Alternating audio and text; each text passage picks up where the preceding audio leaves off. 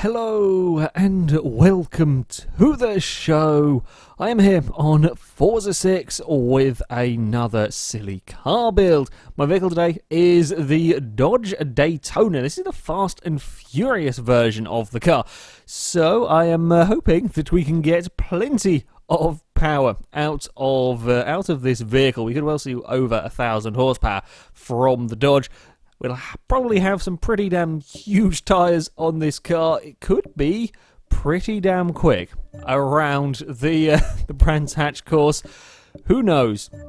As far as conversion-wise, we can't change the engines, but we can stick 2 turbochargers on it, which I think we will do, because it puts the power up to 782 horsepower. So yes, we will go with the turbochargers. We shall, of course, also stick on some nice race tyres. I honestly think that we could well see this challenge the likes of the Lancia and the Ford GT40. We're going to get 285 tyres on the front. That's it's pretty decent size. You don't very often get bigger than that on the front of most cars, and I'm hoping, are we going to have even bigger than normal 355s on the rear. They are some big old tyres on this Daytona, which is very nice. It's better than I perhaps expected from the tyres, which is always good news. We'll go through and stick on the clutch, the gearbox, and so on. All of these giving us a little bit lighter parts and so on through here. If we're going to, yes, I do want the I want the driveline, and we shall get the diff as well. As far as handling parts, I'm not actually sure how many parts you can get on these Fast and Furious cars. We can't get weight reduction. That's a little bit of a bugger. We can get some nice race brakes, which is always good, some race suspension as well, but critically we can't get the weight down, really. We might get it down to 3,000 pounds with tinkering around with engine bits, but we're not really going to get it any lighter than that. And it's a little bit of a pain, and then this is essentially twice the weight of the Lancia race car. I think the Lancia was about 1,400 pounds. So yeah, this is quite a heavy car in comparison. Yes, it is going to have over twice the power. I think the Lancia had about 400 horsepower. This is twice the power and definitely twice the torque. But it's all. Are we going to have enough grip in this Daytona? I'm hoping, fingers crossed, that we might. The exhaust will often save us some weight, and it has done a decent job of taking some weight off the car, but it is kind of a shame that we can't get it any lighter. With the camshafts, we're up to 901 horsepower, and we haven't upgraded the turbos yet. This is looking good for a really very, very powerful vehicle. This could be damn fast in a straight line as well. It could be very, very fast in a straight line. I have just realised, though, going through all of this, we don't have the option to stick Forza Aero parts on the car, so we may be lacking downforce. It may come with a default sort of some level of downforce on the vehicle, but we may still be lacking. Oh, this is going to be this is going to be powerful. 1,074 horsepower in the Daytona. We've still got the intercooler to go. Wow, 1,139. We're up to 905 foot-pounds of torque in this car. We will finish off 1,146 horsepower. That is a huge amount of power in the Daytona. That's quite. I thought we might just about crack 1,000. Didn't realise we would quite get that much power out of it. Huge amount of torque as well in the car. Perhaps being that little bit heavy might actually help this car. It might give it a bit more stability when you've got so much power and torque. That might be quite useful in this. We shall have to wait and see. And of course, we'll just stick the flywheel in to finish the build off.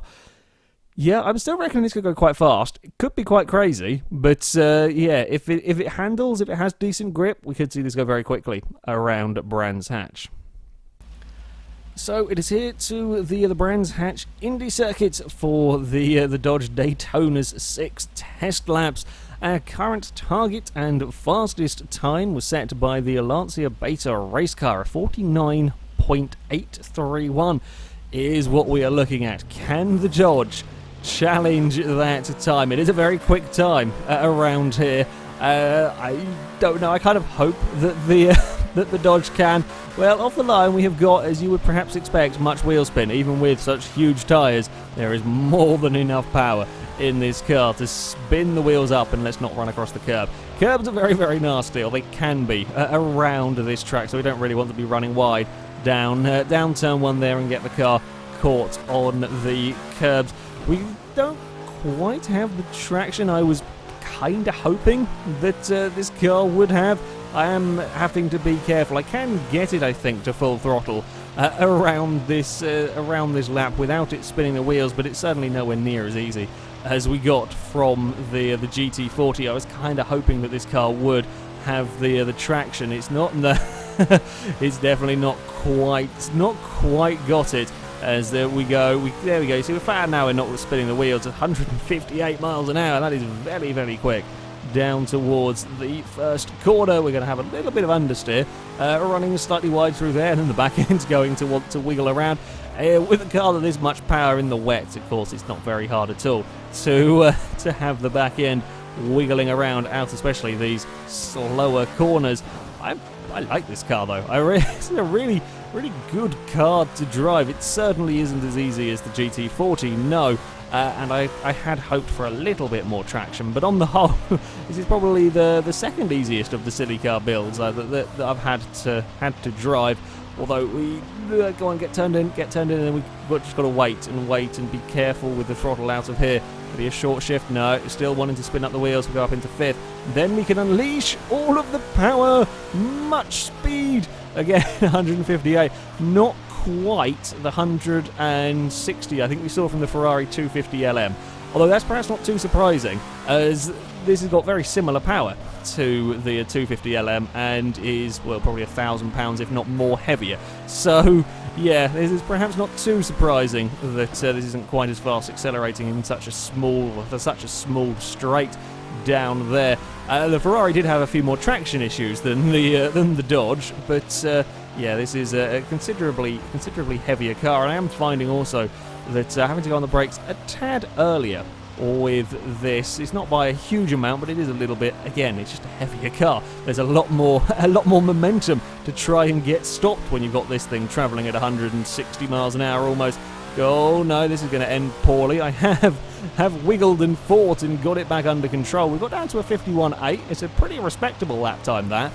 Kinda had hoped this might be a little bit faster. Had kinda hoped that it might challenge the Lancia. I'm not sure I'm going to be able to find that much time. Maybe a few tenths of a second around the lap, sure, but don't think we're going to find. Was it about 2 seconds we need to find if we're to challenge that Lancia?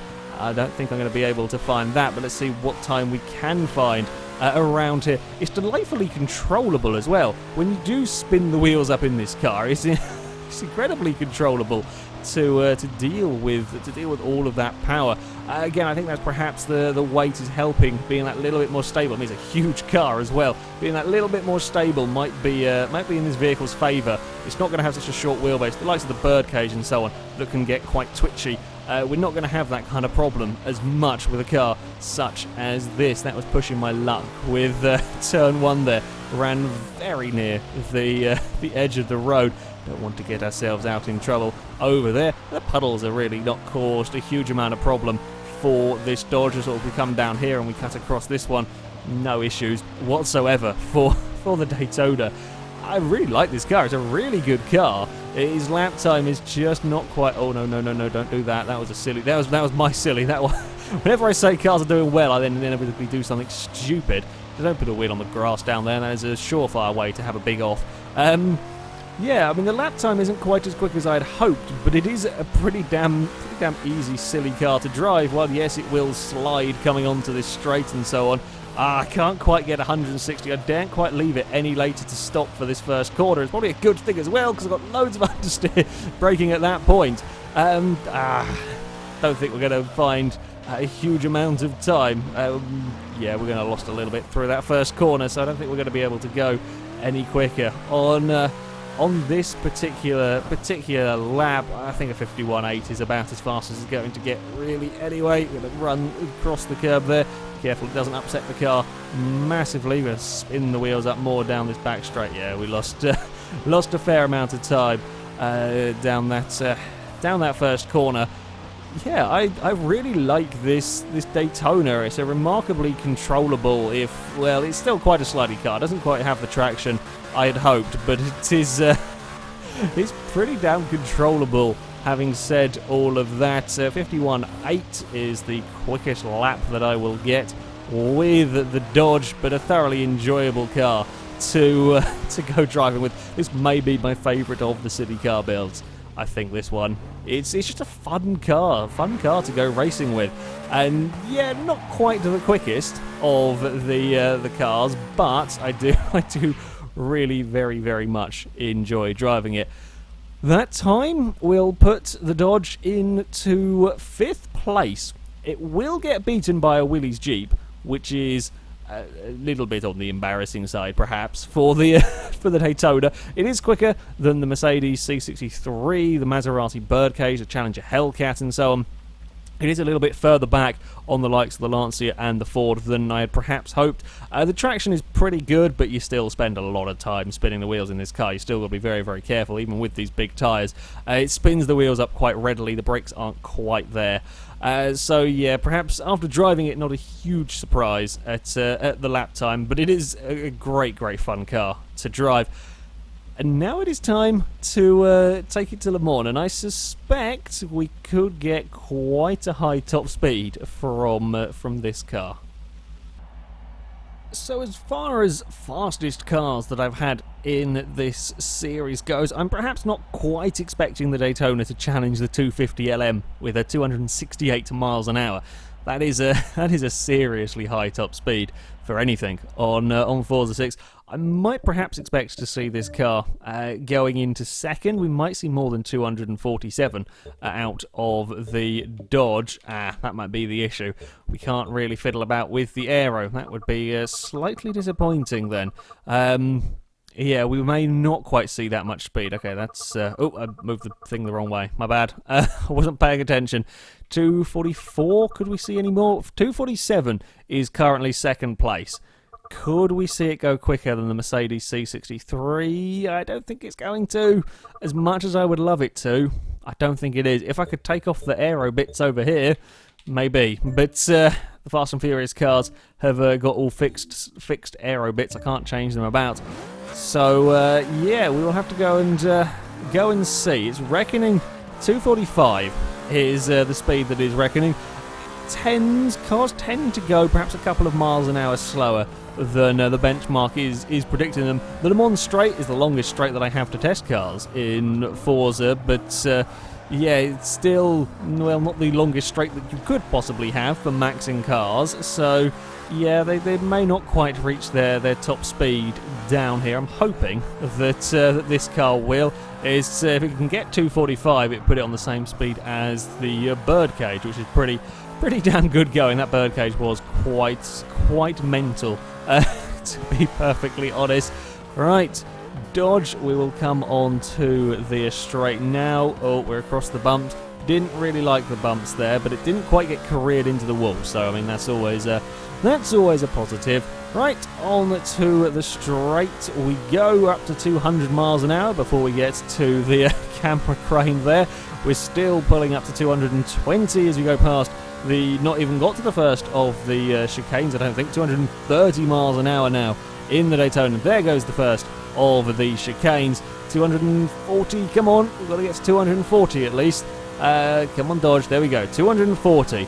To 41, 40, if we can get to 243, we'll beat the Ford GT40. Is all very close to this area of the table. 243 miles an hour. Anything else from the Daytona? Nope, it is not, and it does not get affected by the bumps in any way, shape or form. That's very good going. That's really good going from this car. But it's going to run out of straight. I may have left that very late to stop the car. Well, we're not going to hit the tyre bundle at least. I was kind of curious if I could get any more. I think we got about 242 after the corner as well. That deals with the corner amazingly well. That's really very impressive how well that gets around that turn. I mean, I think the GT40 was pretty good at getting around the corner, a little scary. The Skyline actually did quite well out last time as well, but this is by far the best car ever getting around that kink at the end of the straight. The bumps have caused quite a lot of issues for cars here in the past, but this it barely felt any of them. That's, yeah, that is pretty impressive. I may have forgotten just how long the Daytona was there while messing about with the donuts. Yeah, it certainly doesn't spin the wheels for as long as the Skyline either, which is nice. The speed, though, 243 miles an hour. It goes into, well, it's a joint 4th place with the Ford GT40.